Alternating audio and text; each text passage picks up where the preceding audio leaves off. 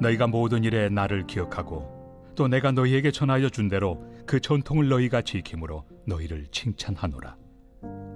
그러나 나는 너희가 알기를 원하노니 각 남자의 머리는 그리스도요 여자의 머리는 남자요 그리스도의 머리는 하나님이시라.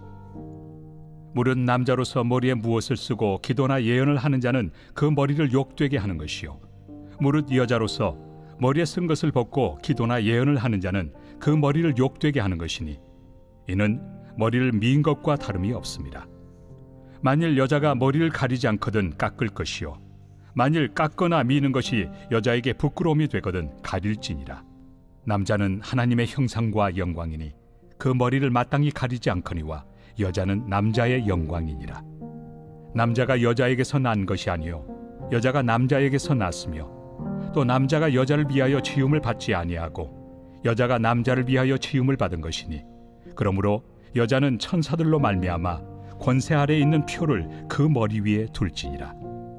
그러나 주 안에는 남자 없이 여자만 있지 않고 여자 없이 남자만 있지 아니하니라. 이는 여자가 남자에게서 난 것 같이 남자도 여자로 말미암아 났습니다. 그리고 모든 것은 하나님에게서 났느니라. 너희는 스스로 판단하라. 여자가 머리를 가리지 않고 하나님께 기도하는 것이 마땅하냐? 만일 남자에게 긴 머리가 있으면 자기에게 부끄러움이 되는 것을 본성이 너희에게 가르치지 아니하느냐? 만일 여자가 긴 머리가 있으면 자기에게 영광이 되나니 긴 머리는 가리는 것을 대신하여 주셨기 때문이니라. 논쟁하려는 생각을 가진 자가 있을지라도 우리에게나 하나님의 모든 교회는 이런 관례가 없느니라. 안녕하십니까 사랑하는 큰숲교회 가족 여러분, 9월 19일 큰숲 매일 말씀 시작하겠습니다. 지금 14호 태풍 남마놀이 제주도를 지나서 부산에까지 영향을 미치고 있다고 합니다. 강한 바람과 폭풍우를 동반한 다량의 강수량을 동반한 폭풍우가 내려진다고 하니 아무쪼록 태풍에 잘 대비하시고 또 몸 조심하시기를 당부드립니다.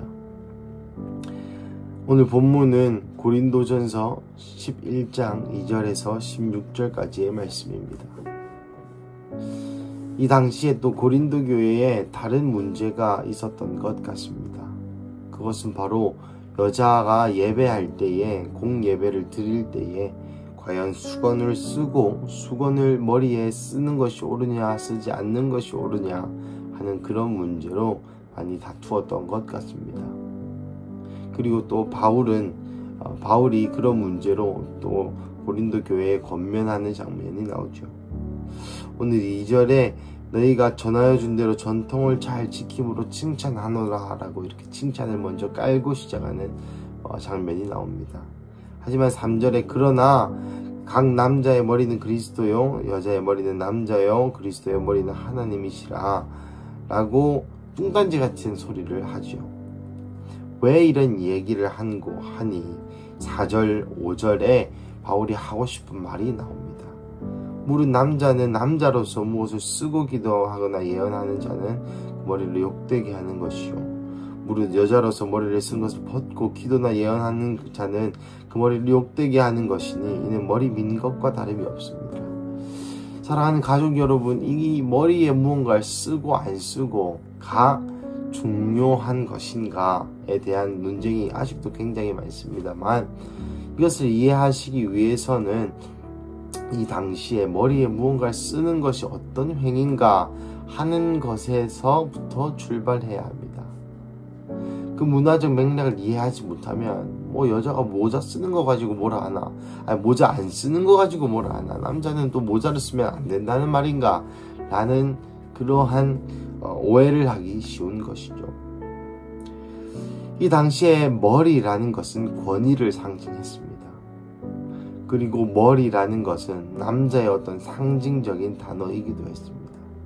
그래서 바울 스스로도 표현할 때에 가정의 머리는 남자다 라고 표현했죠. 무슨 말입니까?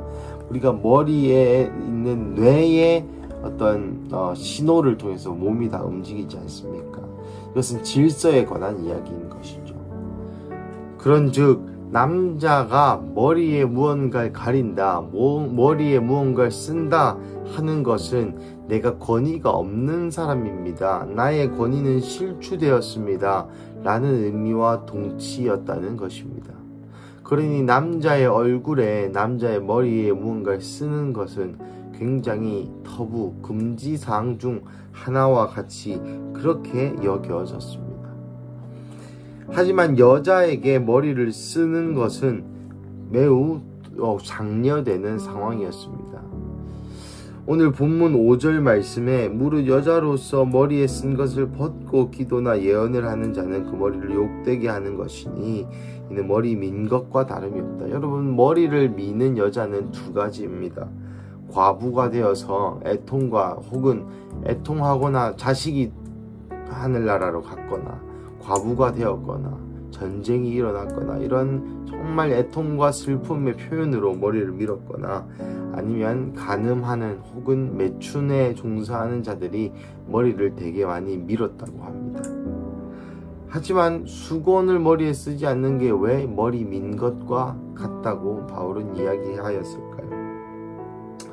이것은 바로 그러한 역사적인 문화적인 배경이 있습니다. 아까 말씀드렸던 것처럼 가정의 머리는 남자입니다. 하지만 여자가 머리에 수건을 쓰지 않는다는 것은 내 권위가 있다고 주장하는 것이고, 내 권위가 있다고 주장하는 것은 나는 남자의 권위를 인정하지 않겠다. 나는 남자의 권위 밑에 있지 않겠다 라고 고백하는 것과 마찬가지죠. 여러분, 이 이야기까지만 들으신다면 너무 남성 우월주의인 책 아니냐, 너무 여성에게 너무나 편협한 시각을 갖고 있는 것이 아니냐라고 반문하실 수 있습니다. 하지만 아까 말씀드린 것처럼 이것은 질서에 관한 이야기입니다. 하나님이 창조 때에 남자의 몸을 통하여 여자를 만드셨죠. 그 여자에게 돕는 배필, 남자가 독처하는 것이 보기 좋지 못하니 함께 돕는 배필을 주셨던 것입니다. 그 원리에 대해서 7절부터 12절까지 바울은 설명합니다. 7절, 남자는 남자의 하나님의 형상과 영광이니 그의 머리를 마땅히 가리지 않거니와 여자는 남자의 영광이니라. 이거 무슨 말입니까? 아까 말씀드린 것처럼 남자의 얼굴은 하나님의 형상과 영광, 권위를 나타낸다고 하였습니다. 하지만 여자는 남자의 영광인데 왜 여자는 가려야만 할까요? 여러분, 머리에 수건을 쓴다는 것은 또 문화적으로 정절을 지킨다, 내가 순결하다, 내가 남편의 권위 아래 있다는 것을 이 외면적으로 드러내는 어떤 전통이었기 때문에 그러한 것이죠. 8절, 남자가 여자에게서 난 것이 아니고 여자가 남자에게서 났으며 또 남자가 여자를 위하여 지음받은 것이 아니하고 여자가 남자를 위하여 지음받은 것이니, 이것이 말했던 아까 창세기의 말씀입니다.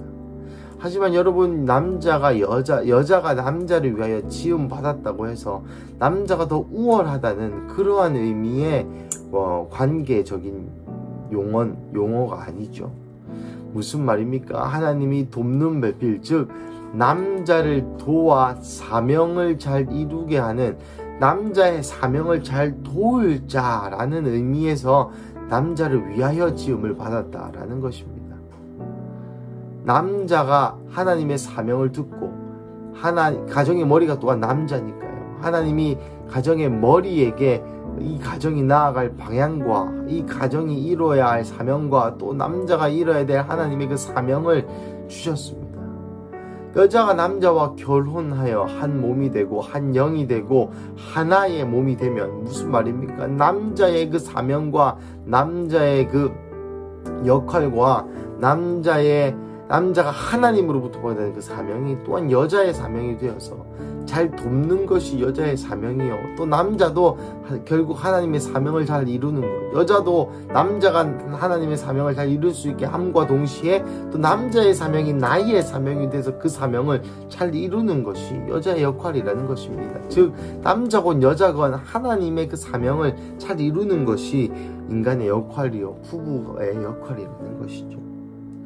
10절, 그러므로 여자는 천사들로 말미암아 권세 아래에 있는 표로 그 머리 위에 둘지니라. 이것이 무슨 말입니까?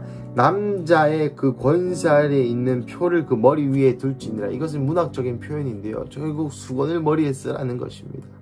내가 순결하다, 내가 남자의 권위 위에 있다, 천사들로 말미암아 그 권세에 있는 표, 즉 한 천사와 같은 순결한, 천사와 같은 한 성결한 자다라는 그 표를 수건을 씀을 통해서 보이라는 것이죠. 하지만 11절, 그러나 주 안에 남자 없이 여자만 있지 않고 여자만 없이 남자만 있지 아니하리라. 이는 여자가 남자에게서 난 것 같이 남자도 여자로 말미암아 났음이니라. 그리고 모든 것은 하나님께로 났습니다. 하지만 바울은 분명히 얘기하고 있죠. 남자도 여자로부터 태어난다. 그러니 남자가 더 우월하고 그런 것이 아니라 여자건 남자건 다 하나님께로부터 난 것이다.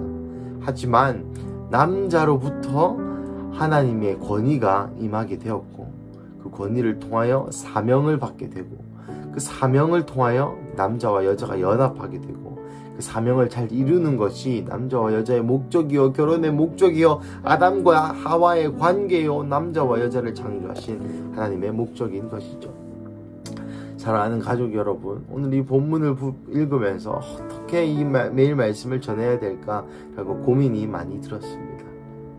하지만 성경을 읽다가 제 마음속에 들었던 한 가지의 생각은, 우리의 현대적인 관점과 현대적인 생각에서 하나님의 생각을 재단하지 말아야 된다는 것입니다. 죄송합니다만 자매님 여러분, 오늘 본문 여기 매일 말씀을 듣고 계신 우리 여성 여러분, 죄송하지만 오늘 본문에서처럼 여러분 권위가 남자에게 있습니다. 가정의 머리는 남자라고 성경에서 분명히 명명하고 있습니다. 하지만 사랑하는 남자 여러분, 그래서 우리가 우리의 아내를, 우리의 자매들을 막 대하거나 복종을 요구하거나 강요할 수 없습니다.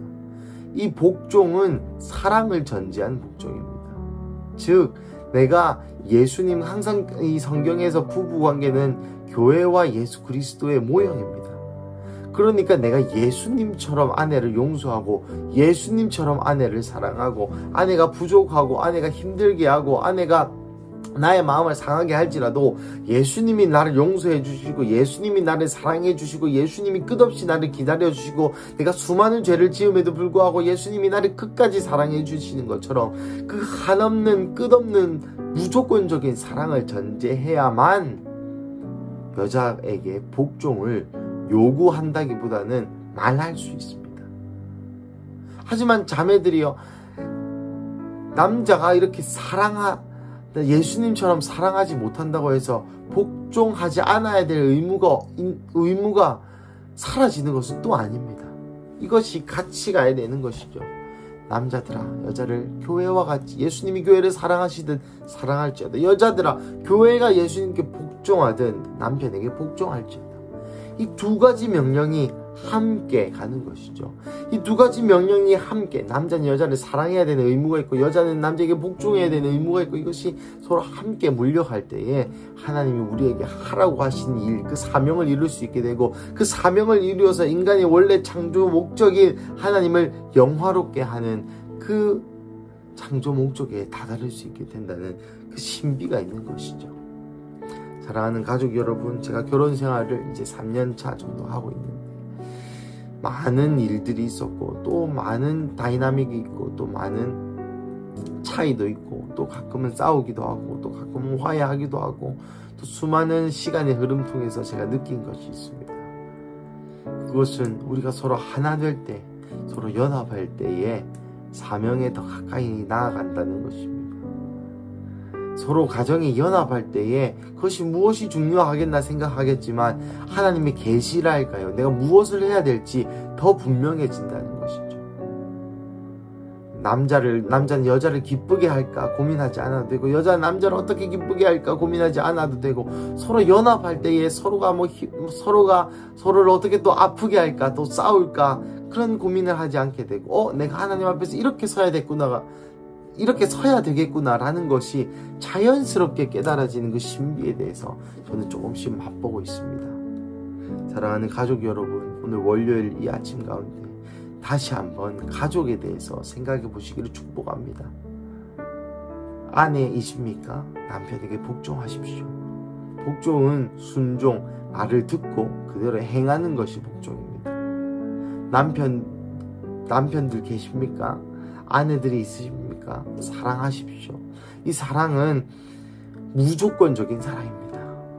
아내가 나에게 자존심 상하는 말을 하건 말건, 아내가 정말 이해되지 않는 행동을 하든지 말든지, 아내가 내가 정말 원하는 대로 해주지 않고 내 마음을 몰라주고 또 나에게 상처되는 말을 하고 내 자존심을 뭉개는 말을 했을지라도 무조건적인, 언제나 항상 그 자리에 있는, 아내가 심지어 외도를 할지라도 가서 사랑하는 호세와 같은 그 사랑이 성경이 얘기하는 사랑입니다. 그래서 오늘 이 본문을 읽을 때에 남편은 아내를 더 사랑해야 되고 아내는 남편에게 더 복종하게 되는 그러한 하나님 나라의 진리가, 하나님 나라의 질서의 진리가, 질서의 하늘이 풀어지는 그런 하루 되시기를 간절히 축복합니다. 우리 함께 기도하시겠습니다. 사랑하는 하나님, 감사합니다. 오늘 고린도전서 말씀을 통하여 우리에게 여자와 남자와의 관계가 어떠해야 되는지 알려주시니 감사합니다. 주님, 세상은 페미니즘이니 또 여권 신장이니 또 남권 신장이니 또 여자와 남자와 같아야 한다느니 수많은 현대적인 사상들과 또한 급진적인 사상들과 또한 각자 개인의 사상들에 대해서 이것이 맞다, 이것이 옳다, 이런 방향으로 가야 된다 등등등 수많은 얘기가 있습니다만, 예수 그리스도를 믿고 예수 그리스도를 따르고 성경을 신뢰하는 우리는 남자와 여자가 어떠해야 되는지 이 성경이 얘기하는 것을 믿고 의지하게 하여 주시옵소서. 그래서 주님, 남편으로서 아내를 더 사랑하게 하시고, 예수님이 우리를 위해 십자가를 지시고 또 하나님과의 단절을 경험하셔야 됐던 그 십자가의 사랑이 하나님, 남편들이 아내를 사랑하는 방식이게 하여 주시옵시고, 예수님께서 십자가를 하나님께서 하라고 하셔서 죽음보다 더 고통스러운 그 십자가를 주님께서 견디셨던 것처럼 하나님, 우리의 아내들도 남편들의 말을 그냥 흘려듣는 것이 아니라 예수님이 십자가를 지신 것과 같이 복종할 수 있는 마음을 허락하여 주시옵소서. 그래서 주님, 남자와 여자가 하나가 되어 주님께서 허락하신 그 사명을 이루고 그 사명을 이룸을 통하여 하나님을 영화롭게 하고 하나님을 영화롭게 함을 통하여 인간의 참된 행복과 창조의 목적을 이룩할 수 있는 그런 하루, 그런 우리 교회 가족 되게 하여 주시옵소서. 주님, 감사합니다. 이 모든 말씀 살아계신 예수님의 이름으로 기도드립니다. 아멘.